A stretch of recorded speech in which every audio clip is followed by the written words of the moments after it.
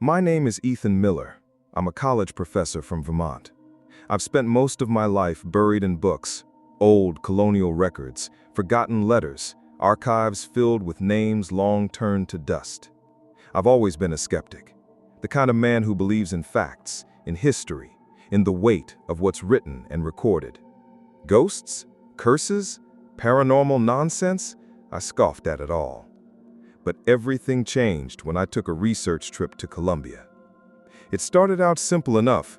I'd been awarded a fellowship to study Spanish colonial records in Cartagena, particularly those tied to the Inquisition and the defense of the Caribbean coast in the 1600s. I was looking for a name, one that barely showed up in historical records, but was always surrounded by gaps and redacted entries.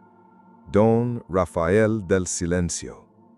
He was supposedly a military commander, or maybe a nobleman, no one seemed sure. But the few mentions I found suggested he had played a key role in defending Cartagena from pirates and then vanished completely. When I landed at Rafael Núñez Airport, the heat hit me like a wall. Thick, wet air that smelled of salt and diesel.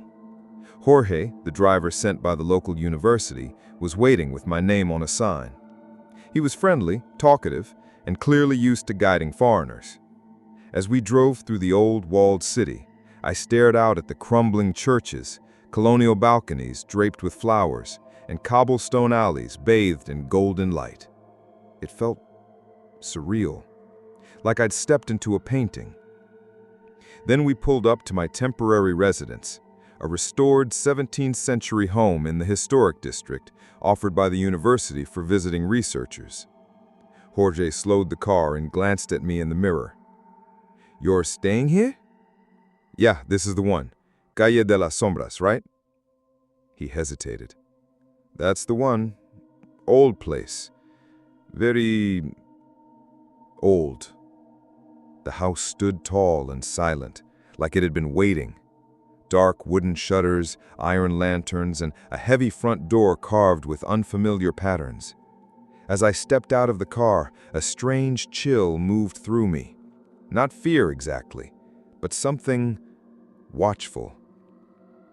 Inside, the air was stale, tinged with damp stone and something sweet. I unlocked the door with a heavy brass key the university had mailed me weeks before. The lock protested. When I stepped inside, it was like stepping into a preserved world. Thick stone walls, dusty furniture from another century. A crucifix hung crooked above a cold fireplace. The light coming in through the small windows had a yellow tint, like old photographs. There was silence. Heavy, pressing silence. That first night, I went to bed early. The flight had drained me. I remember checking the time, 10:46 p.m., before falling asleep. But at exactly 3:17 a.m., I woke to a sound that still echoes in my mind. A soft tapping, rhythmic, metallic. It was coming from beneath me. The house had a basement. I'd seen the door earlier, an old arched entryway with a rusted latch, partially hidden behind a faded tapestry. I grabbed my phone for light and crept down the wooden stairs. Each step creaked like it was complaining. At the bottom was the basement door, closed. Carved into the wood was a strange symbol, a circle of thorns crossed by an inverted cross. It wasn't decorative. It felt like a warning. I pressed my hand to the doorknob. Instantly, a jolt shot through my fingers. Not painful, but sharp, cold, like touching a wire with low current. I staggered back 2 steps. The tapping stopped. I stood there, breathing hard in the dark. No draft, no plumbing noises, just stone, wood, and that door. I told myself it was nothing. An old house settling. Maybe rats, maybe the wind. I climbed back upstairs, got into bed. But I didn't sleep.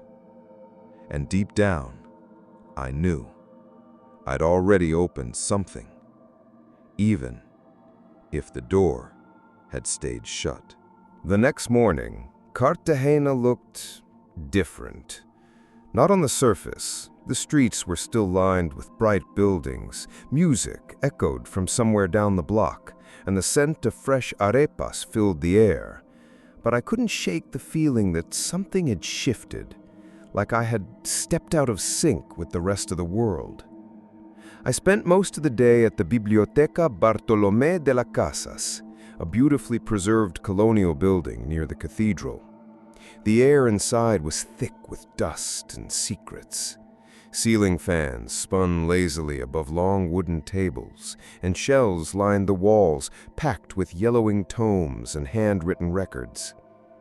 I was there to find Don Rafael del Silencio, but what I found was something else entirely.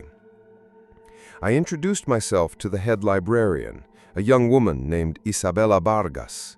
She spoke excellent English, with just enough of an accent to remind me I was far from home. When I mentioned the name Don Rafael, she paused. Not like she didn't recognize it, but like she didn't want to.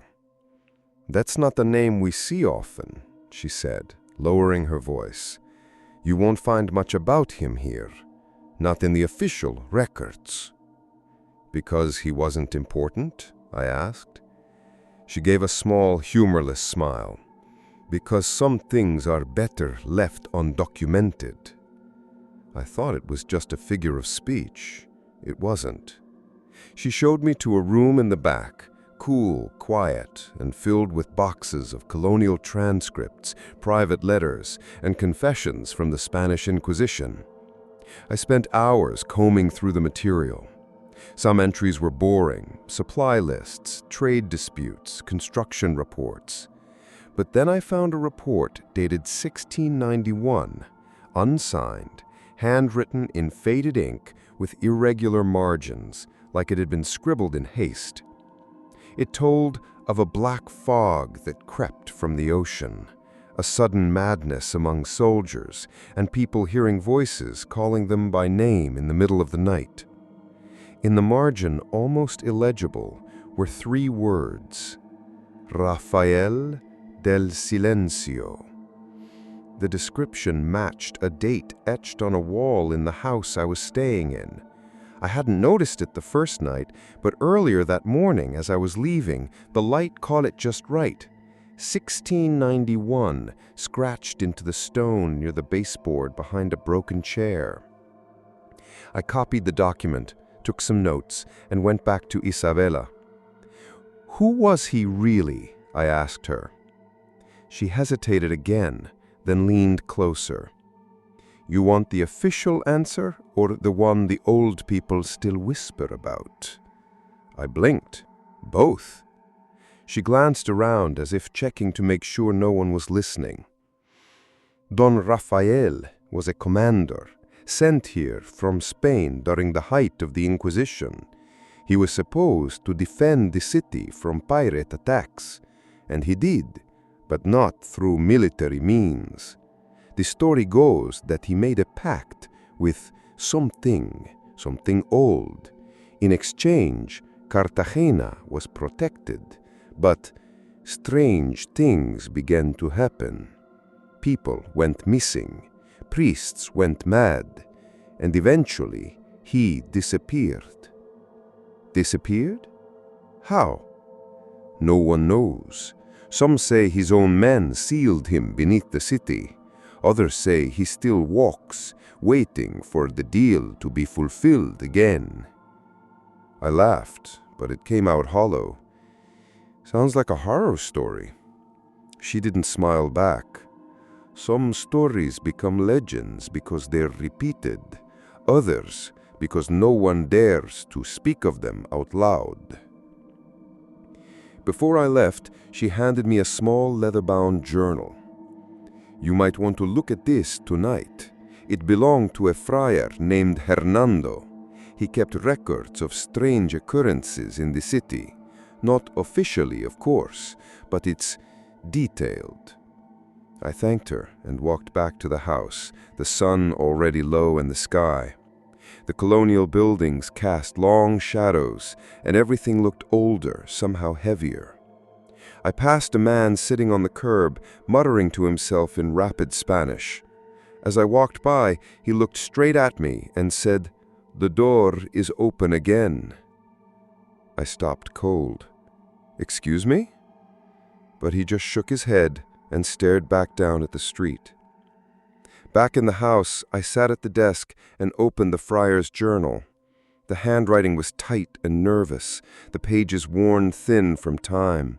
Most of it was in Spanish, but a few entries were translated by someone else, maybe Isabella. March 2nd, 1691. The commander does not eat, does not sleep. He speaks to someone who is not in the room. The soldiers are afraid to guard the courtyard at night. There are voices in the walls. March 6th. A servant found dead, no wounds, face twisted in horror. The commander ordered silence. March 10th. The house is wrong. It breathes. I swear it breathes. I closed the journal, every hair on my arm standing straight. Then the sound came again, that same metallic tapping, from the basement. I stood there, frozen, staring at the door beneath the staircase.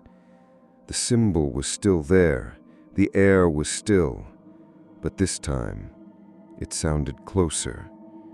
And I knew, without a doubt, I wasn't alone in that house. I didn't move for almost a full minute, just stood there in the dim hallway, staring at the basement door. The tapping had stopped, but the silence that followed was worse. Thick, charged, like the space between lightning and thunder. My heart was pounding, too fast for how still everything was. I swallowed hard and forced myself to breathe. One step, then another. The old wood groaned beneath me as I approached the door again. This time, I noticed something new. The symbol, an inverted cross wrapped in thorns, had deepened. I swear it hadn't been so pronounced before. The carving looked fresh, like someone had retraced it with a knife recently. The lines were cleaner, sharper. I reached out slowly, hand trembling. The brass handle was ice cold. I wrapped my fingers around it anyway and turned. Locked. Of course it was locked. But as I stood there, trying to convince myself to walk away, something else happened. A gust of air, cold and sour, breathed from beneath the door. It was brief, maybe 2 seconds, but unmistakable. And with it came a sound I can't quite describe. Not a voice, not fully, but something close to a voice. A vibration in my bones rather than my ears. My name. It said my name. Not whispered, not shouted. It remembered it. I stumbled back, nearly tripping over a step. I didn't even look behind me. I bolted up the stairs, locked myself in the bedroom, and stayed there until dawn. No sleep, just a journal on the nightstand and the faint echo of that non-voice repeating my name over and over in my mind. By morning, I was telling myself I had imagined the whole thing. Sleep deprivation, the stress of traveling, my brain projecting fear onto a strange environment. That's what rational people do. We explain away the unexplainable. But even after a cold shower, black coffee, and the brightness of the Caribbean sun pouring through the windows, the unease didn't fade. It clung to me. I went back to the library that afternoon, hoping Isabella could help me make sense of the journal. She noticed right away that something was wrong. "You didn't sleep, did you?" she asked, pushing a glass of water toward me. "No, and I think the house, it's doing something. I heard it again last night. Something's in that basement." She sat down across from me and lowered her voice. "I didn't want to say this yesterday, because I wasn't sure how you'd take it. But that house you're in, it's one of the oldest in the walled city, and it has a reputation." "What kind of reputation?" "People don't live there long. They leave in the middle of the night.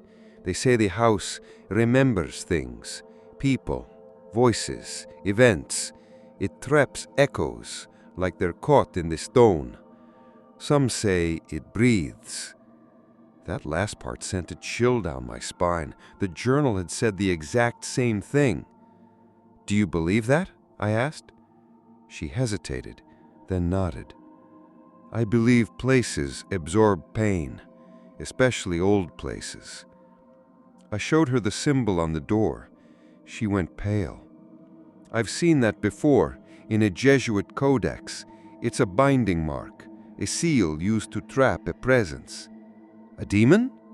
"No, not exactly. More like a curse, something bound by oath, blood oath. That's why it was hidden. The church didn't want it known. They believed silence was safer." I asked if she had the codex. She didn't, but she knew someone who might. That night, I decided to test myself. No running, no hiding in my room like a terrified child. I set up a small digital recorder I had brought for interviews and placed it on the stairs aimed toward the basement. I left it recording all night and forced myself to sleep, with the door locked and a chair pushed against it. The house creaked all night. I woke up a few times, heart racing, but heard nothing unusual. When morning came, I grabbed the recorder and played back the audio on my laptop while sipping weak instant coffee. For the first 40 minutes, nothing. Then, at exactly 3:17 a.m., again, that tapping began. Soft, rhythmic, metallic. It went on for exactly 23 seconds. Then came a voice. Not my voice. Not Isabella's, not anyone I've ever known. It was deep, gravelly, with an accent I couldn't place. And it said 2 words. Soy libre. I am free. I slammed the laptop shut. Something had changed. It wasn't just tapping anymore. It was speaking, claiming. I stood up, paced in the room, tried to think, what the hell did that mean? How could it be free? The door was still locked. Unless? I ran downstairs. The hallway was quiet. The door was closed. But this time, it wasn't locked. I touched the handle. Warm. The symbol was still there, but dull now, faded slightly, like it had lost its power. I turned the knob slowly, heart thudding in my throat. The door creaked open an inch. And I swear to you, I didn't open it the rest of the way. It opened by itself, and from the darkness below came a scent of something long buried and the sound of footsteps ascending the stairs. I didn't sleep that night. I couldn't. After the basement door opened, on its own, I stood frozen on the stairs, staring into the darkness. I didn't hear the footsteps again. I didn't see anything. But the air changed. Heavier. Thicker. It felt like the moment just before a thunderstorm, when the sky holds its breath. I shut the door. I locked it. I pushed furniture in front of it like some panicked idiot in a horror movie. It didn't matter. I already knew the truth. Whatever was sealed down there is no longer sealed. The next day I met Isabella at a cafe near the edge of the old city. I needed answers, real ones, not vague folklore or half-whispered warnings. She came with a folder under her arm and a look on her face that said she hadn't slept either. I talked to someone, she said as we sat, a retired archivist. He gave me these. She opened the folder and slid across 3 faded pages, photocopies of old Jesuit records from the late 1600s.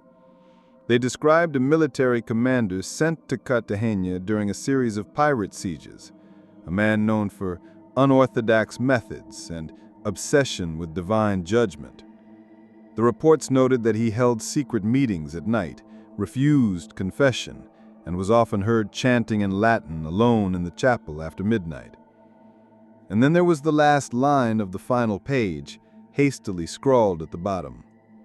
El pacto fue sellado en sangre, que el silencio lo contenga. The pact was sealed in blood, let silence contain it.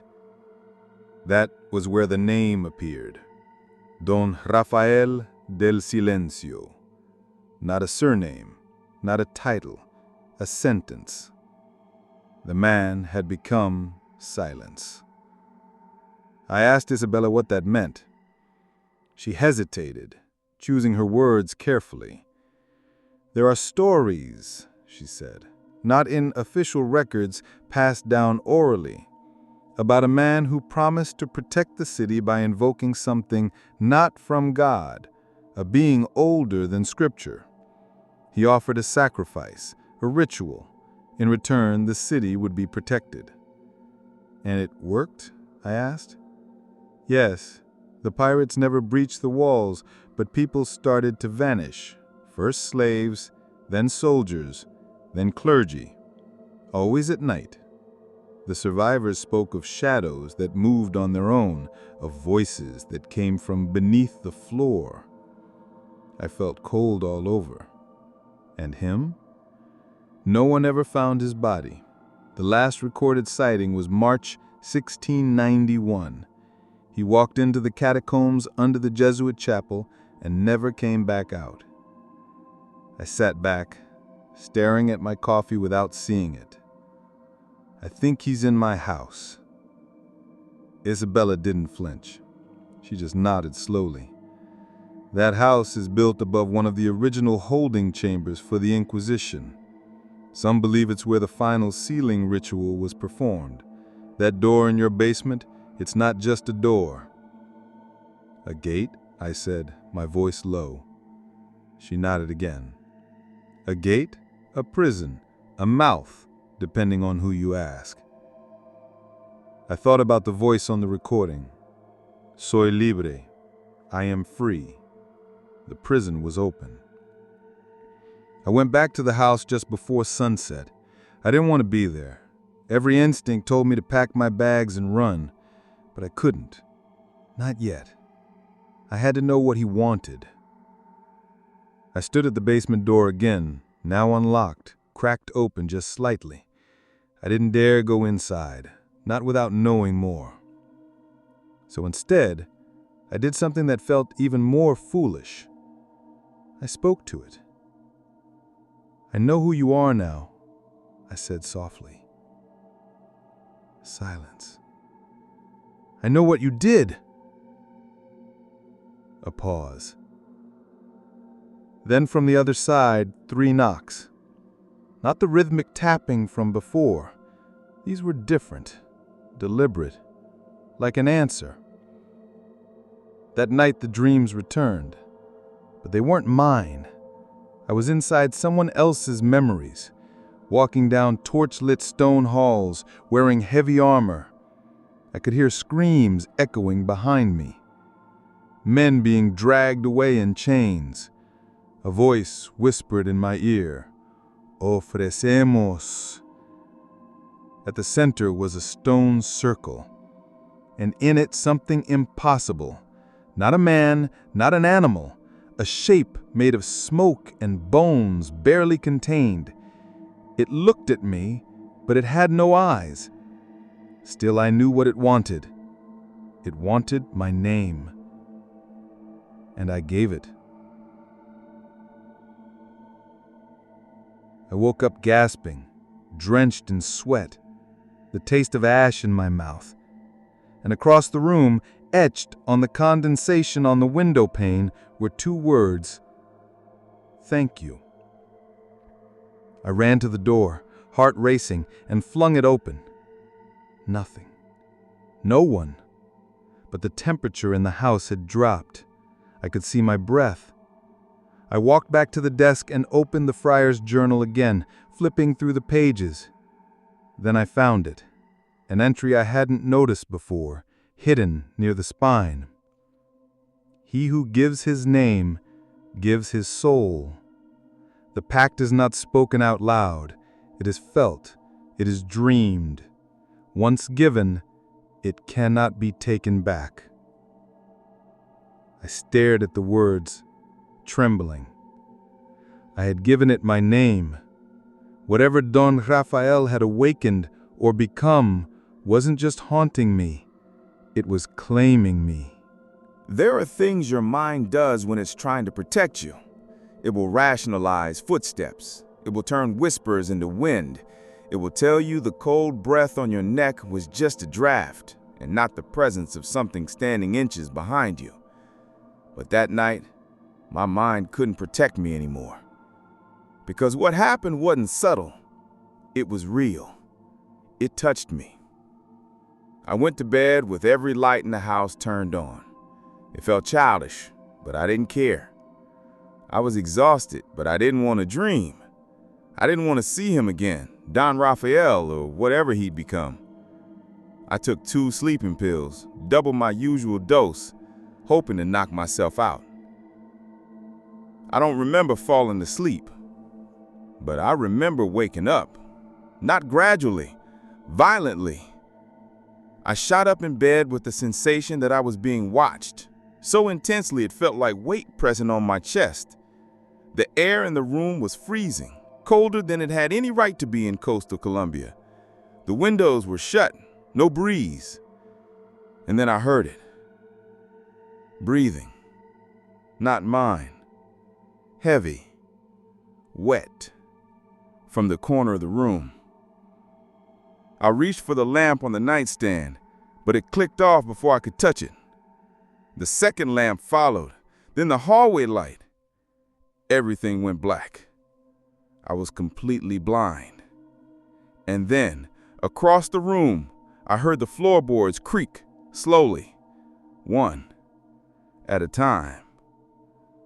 Something was walking toward me. I froze, heart hammering, my fingers clutching the sheets like they could protect me. Then I felt it. Fingers. Long, cold fingers brushing the side of my neck.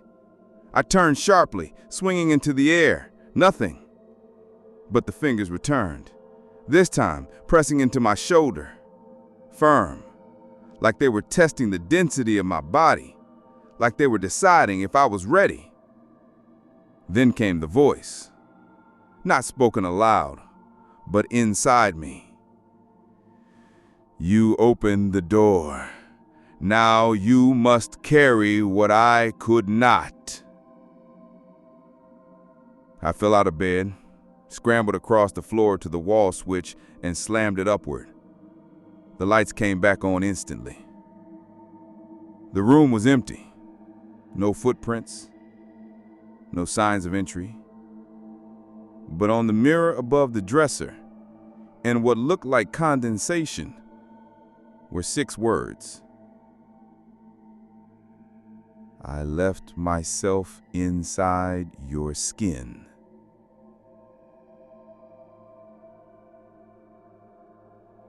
I didn't leave the house that morning. I didn't trust myself to walk out the front door without screaming in the middle of the street. Instead, I sat in the living room with the journal on my lap and my laptop open to the audio file I'd recorded the night before, but the file was gone. Not corrupted. Gone. Deleted. There was no trash folder, no record of it. Only a new file had replaced it, one I hadn't created. It was called The Debt. Hand shaking, I pressed play.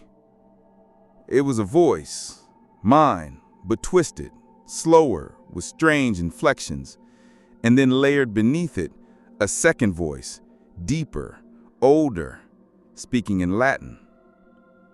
I couldn't understand most of it, except one line, repeated several times.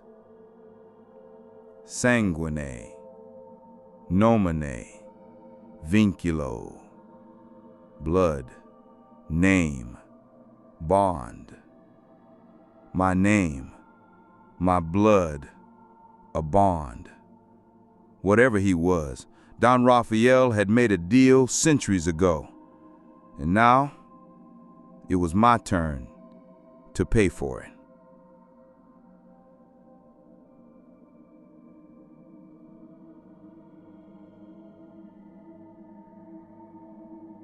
At noon, I heard the knock at the door. 3 times. Firm. I nearly jumped out of my skin. I hesitated, then opened it. It was Isabella. She looked pale. She held an old book wrapped in cloth. I had to fight to get this. It's not supposed to leave the archives. She stepped inside quickly, glancing over her shoulder. "What is it?" I asked, closing the door. "It's El Libro de Silencio, the Book of Silence. It's written by survivors, clergy and soldiers who believed Raphael had become something inhuman. They documented how he made the pact and how it could be sealed again." "Sealed?" "Yes. Not destroyed, just contained. They couldn't kill it, but they found a way to force it back into the gate. That symbol on your basement door, it was part of it." She opened the book, revealing a drawing of the same symbol. Inverted cross, thorns, circle. Below it, a ritual. One line stood out. The pact must be passed. If not sealed, it must be transferred.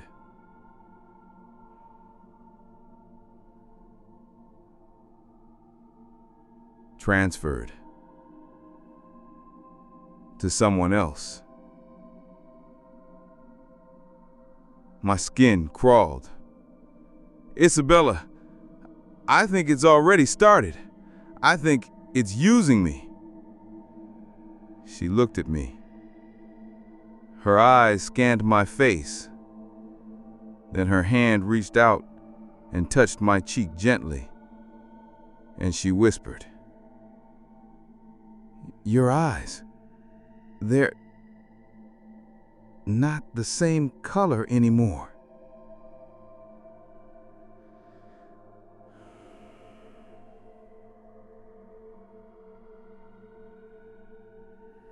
That night, I didn't try to sleep. I sat in front of the basement door with a flashlight, a rosary I found in the nightstand drawer, and El Libro de Silencio open on my lap. I waited. The air got colder again, and then the tapping returned. But this time, it wasn't from behind the door. It was coming from inside me. I didn't sleep. I couldn't.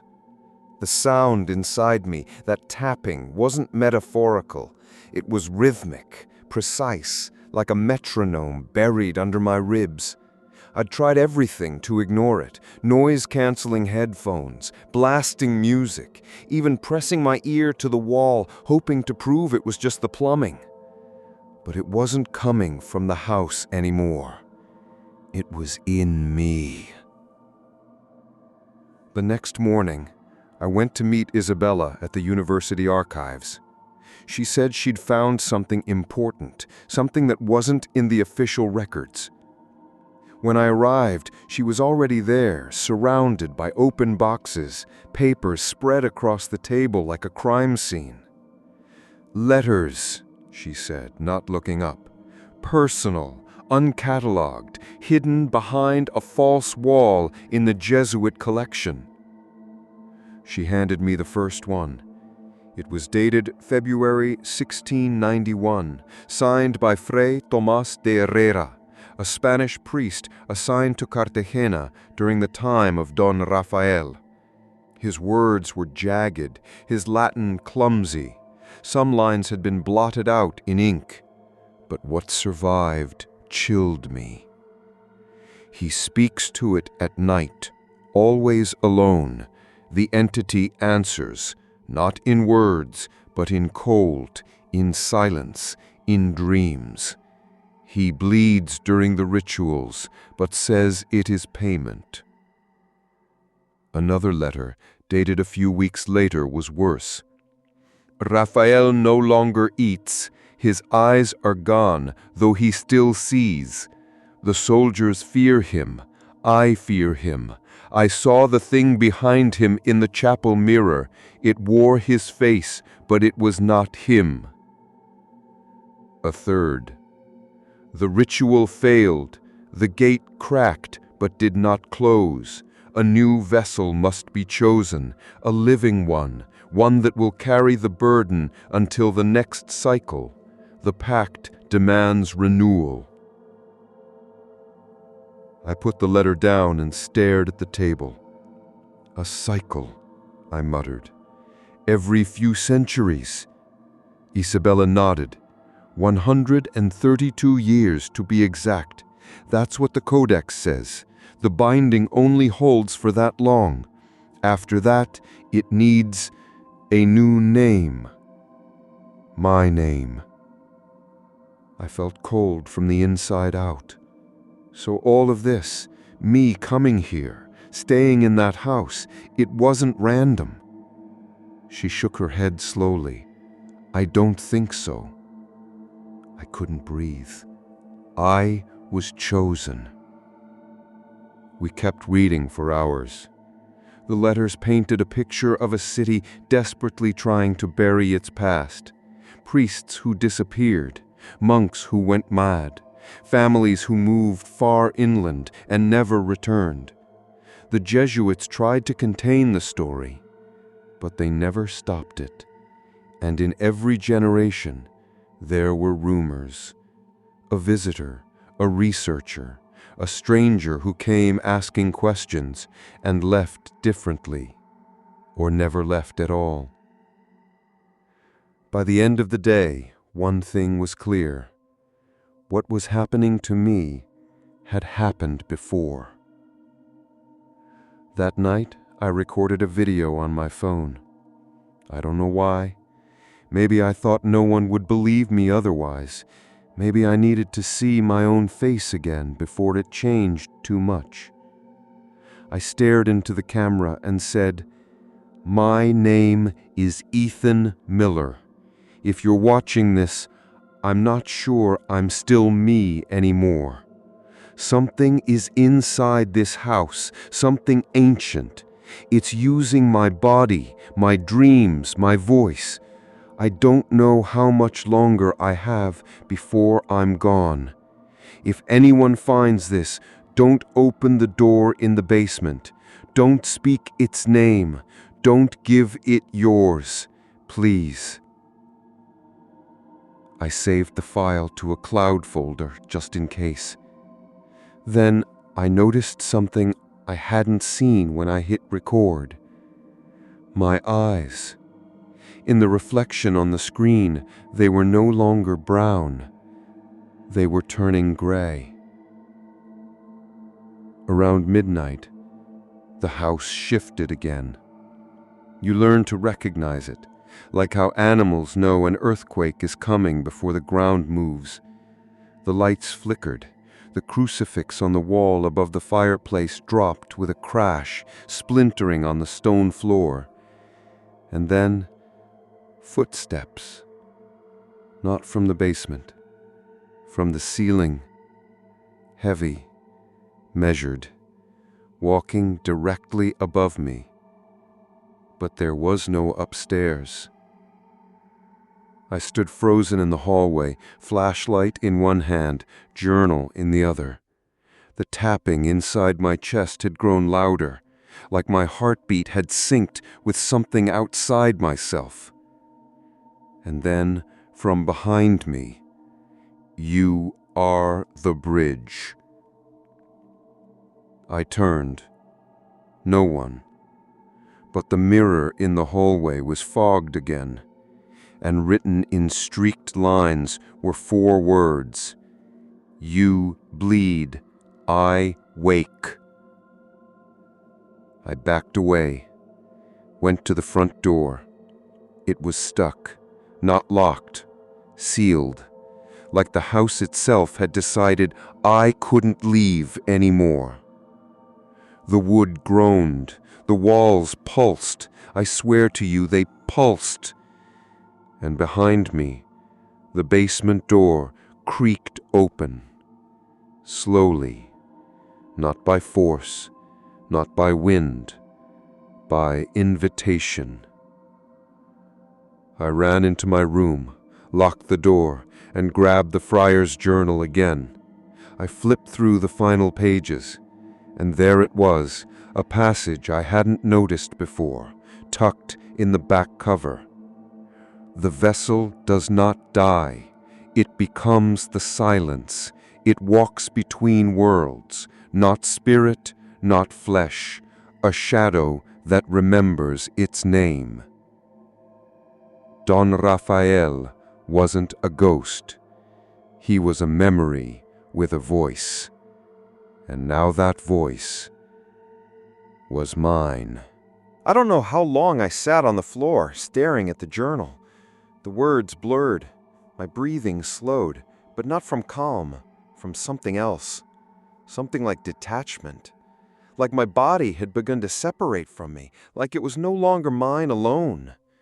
The tapping in my chest hadn't stopped. It had grown stronger. It wasn't a rhythm anymore. It was a language. I stood up slowly and walked toward the bathroom. I needed to see myself, to know how much of me was still left. The lights flickered as I moved down the hallway. The house seemed to breathe behind me, timed with my own chest, like we were sinking. Inside the bathroom, the mirror was fogged, but I hadn't taken a shower. I wiped the surface with a trembling hand, and for the first time in my life, I didn't recognize my own reflection. My eyes were fully gray now, not cloudy, not blind, just empty, like the surface of still water. But that wasn't the worst part. There was something on my chest, just below the collarbone, a shape, faint at first, then darker, deeper. I pulled off my shirt, heart pounding. It was the symbol, the one carved into the basement door. An inverted cross inside a circle of thorns, burned into my skin like it had always been there, waiting to be revealed. It pulsed, literally pulsed, and when I touched it, I felt him, Don Rafael. Not like before, not like a presence in the house, inside me. Your body is the vessel. Your name is the offering. Your blood seals the gate. His voice wasn't coming from the room. It came from behind my eyes. I stumbled back, nearly knocking over the sink. My knees hit the tile and I gripped the sides of the vanity, trying not to scream. Then the mirror changed. I swear to you, I did not imagine this. The reflection shifted. It wasn't showing me anymore. It was showing him, Don Rafael, or what was left of him. His face looked like mine, but wrong, hollow, dried and cracked like old paper. His mouth hung slightly open, and black fluid oozed from the corners in his eyes. He wore a tattered military coat, and around his neck a chain of human teeth. I watched in horror as his lips moved. You opened the door. Now walk through it. Then the glass shattered. A spiderweb crack spread across the mirror, and I fell back, slicing my hand on the broken tile. Blood dripped onto the floor. The symbol on my chest burned. I wrapped my hand with a towel and ran back into the bedroom. The journal, the letters, I grabbed them all and shoved them into my bag. I couldn't stay here another night. The house didn't try to stop me this time. The front door opened. The wind outside was hot, but the moment I crossed the threshold, I felt it. The tapping stopped, like stepping out of a radio signal, like whatever was speaking inside me couldn't reach me beyond the walls. But it had left a message. On the back of the front door, written in fresh blood, my blood, were 3 words: I am becoming. I went straight to Isabella's apartment. She lived on the edge of the historic center, in a modern building, clean lines, concrete, bright lights. It felt safe. It felt like the real world again. She let me in without asking questions. The moment she saw me, she gasped. "Your face," she whispered. I went to her mirror. My skin was paler now, not sickly, just faded, like I was disappearing one layer at a time. And my eyes, still gray, now had a ring of black forming around the iris. I told her everything, about the mirror, the symbol, the voice inside me, the feeling that something was rewriting me from the inside out. Isabella listened without interrupting. Then she opened her laptop and pulled up a scanned letter I hadn't seen before. Fray Tomás, final entry, April 1691. The vessel's skin changes first, then the eyes, then the blood. By the final day, the heart no longer belongs to him. It beats for the date. I looked at her. How many stages are there? She hesitated, then said, 5. You're at stage 3. I sat down. My hands were shaking. There has to be a way to stop it, I whispered. There is, she said. The original ritual. It requires 3 things: the name of the vessel, the blood of the previous one, and the mirror where it began. My head snapped up. The mirror in the house? She nodded. It was the gateway. It has to be shattered fully, but only after the ritual begins. And the blood of the previous vessel? She hesitated, then pulled out a vial, dark red fluid, thick like oil. From the archives, hidden for centuries, they called it La Sangre del Silencio, the blood of silence. It was taken from Raphael's last known chalice. It's old, but maybe enough. We didn't sleep that night. We prepared. We translated the ritual from the friar's journal, copied the symbols, and wrote down each Latin phrase phonetically. I memorized every word, every gesture, because the next night I would go back into the house, back to the gate, and finish what he couldn't. The street was silent when we arrived. No wind, no dogs barking, not even the usual hum of traffic beyond the old walls of the city. Just that dead, heavy stillness, the kind you feel in your bones. The house was waiting, and it knew I was coming back. Isabella handed me the ritual parchment one more time, her voice low and steady. You have to say each line exactly as written, no hesitation. Once you begin, it won't let you stop. I nodded, trying to keep my hand from shaking. The symbol on my chest was burning again, hotter now, like it could sense the end was near, one way or another. We stepped inside together. The door closed behind us on its own. The house had changed. The air was thick, almost wet, like walking into a cave. The wallpaper was peeling from the walls, and the wooden beams above us looked older than before, rotting, sagging, as if time inside the house was running backward. The mirror at the end of the hallway was intact again, even though I'd watched it shatter. And in its reflection, I saw him, Don Rafael, standing in the hallway. But when I turned, nothing was there. Only the reflection remained. He smiled at me, but his eyes were mine. We made our way to the basement door. I took a deep breath and pushed it open. The wood groaned. The steps beyond descended into complete darkness. I turned on the flashlight, and we went down. The smell hit us first, like sulfur and rotting flowers, the scent of something sacred that had decayed over centuries, and beneath that, blood, old, coppery, baked into the stone. At the bottom of the stairs was a circle carved into the floor, the same one from the friar's letters, the ritual chamber. And in the center, a mirror, ancient, rimmed in rust, leaning against the far wall. Its surface shimmered like oil on water, moving, alive. Isabella handed me the vial of blood and stepped back. "You are the vessel. You can only finish it." I stepped into the circle, and everything went silent. My ears rang from the sudden drop in sound. My vision tunneled. The flashlight flickered and died.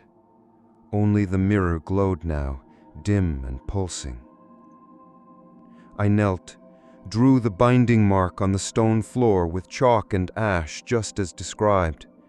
I poured a line of the ancient blood around the edge. Then I began to chant, "Sanguine, nomine, vinculo." The air rippled. "Ego claudo, ego sacrifico, ego recuso." The mirror responded. It began to show images, faces, people I didn't know, or maybe I did. Memories that weren't mine, deaths, rituals, screams, shadows entering flesh, children crying, soldiers vanishing. Then my face again, but changed, cracked, hollow, mouth open too wide. I kept chanting, faster now. "In nomine sanguinis, in vinculo silencio, claude porta." The symbol on my chest seared. I screamed, but didn't stop. The mirror vibrated, and then it cracked. Once, twice. A scream tore through the chamber. Not mine, his, Don Rafael. His voice didn't echo through the chamber. It came from inside my lungs, as if he were trying to claw his way out through my mouth. I dropped to my knees, choking. Isabella shouted the final line, "In nomine Dei veteris claude gate." The mirror shattered, not into glass, but into smoke. A black cloud erupted, swirling like a vortex. I felt something pulling from inside me, like hooks in my spine. The tapping in my chest stopped. For the first time in days, I felt alone in my own body. When I opened my eyes, I was lying on the floor. The basement was quiet, cold, empty. Isabella knelt beside me, tears in her eyes. "You did it. It's sealed." I reached for her hand. My skin felt normal. The mark on my chest was gone. My eyes, brown again. It was over. Or so we thought.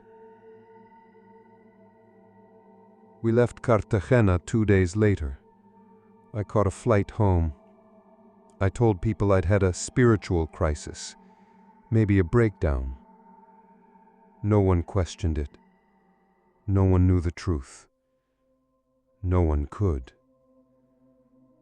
But here's why I'm telling you this now.